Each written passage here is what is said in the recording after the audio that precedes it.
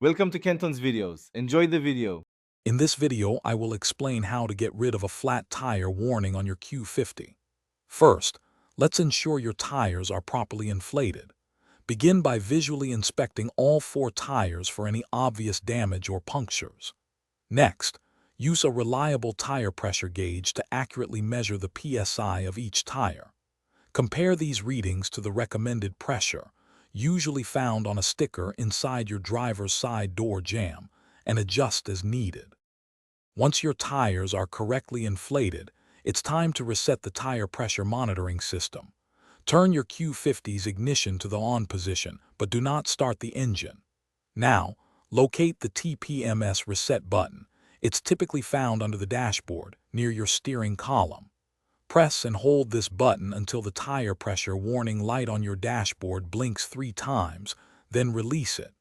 This signals the system has entered reset mode.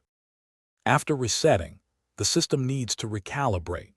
Drive your Q50 at a speed exceeding 15 miles per hour for a continuous period of about 10 to 15 minutes. This driving allows the TPMS sensors to gather new pressure data and transmit it to the vehicle's computer.